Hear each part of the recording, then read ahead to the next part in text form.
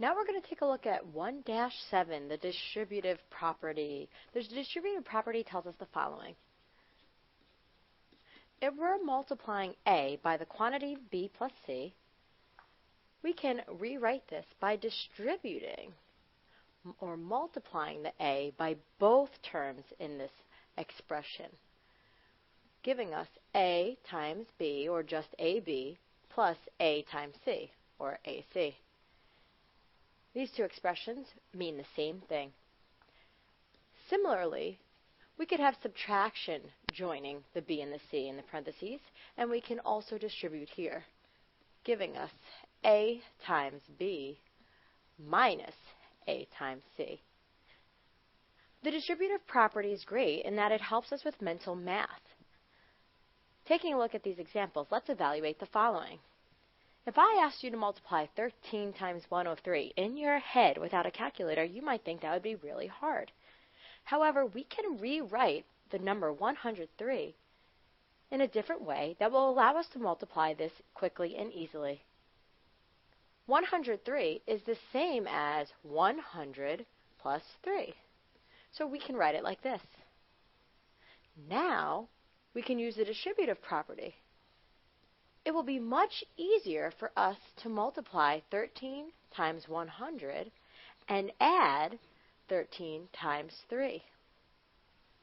13 times 100 we can do in our head is 1300, and 13 times 3 is 39. This gives us 1,339 as the answer to 13 times 103. Next, we have 27 times 98, also difficult to multiply in our head. However, if we realize that 98 can be written as 100 minus 2, then we can use the distributive property again to help us perform this mental math. Distributing, we get 27 times 100 minus 27 times 2. Simplifying this, we have 27 times 100 is 2700 minus 27 times 2, which is 54. Doing a little more math in our head, we can get that 2700 minus 54 is 2646.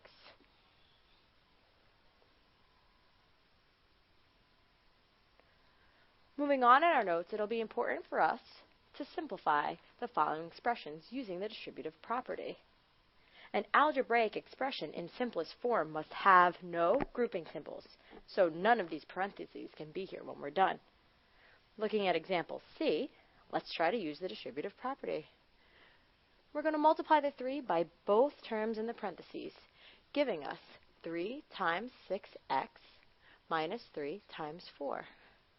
Continuing to simplify, we get 18x minus 12. Part D, we're going to multiply the negative 2 by every single term in the parentheses.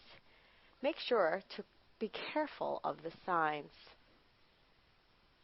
We get negative 2 times x squared plus negative 2 times 6x plus negative 2 times negative 3.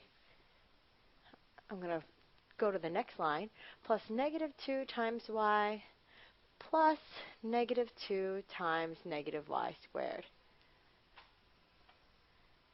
Simplifying this, we get negative 2x squared minus 12x. Negative 2 times negative 3 is plus 6. Negative 2 times y is minus 2y. And negative 2 times negative 2y squared gives us plus 2y squared.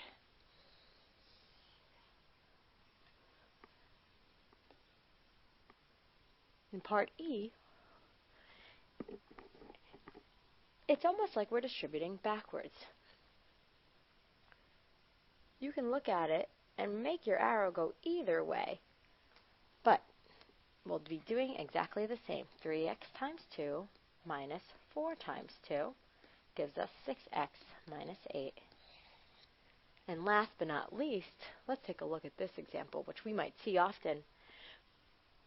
Although it's not there, we know there's actually a negative 1 in front of that parentheses. It's often helpful to write that in. That means we must distribute our -1 to 8x and to our 10, giving us -1 times 8x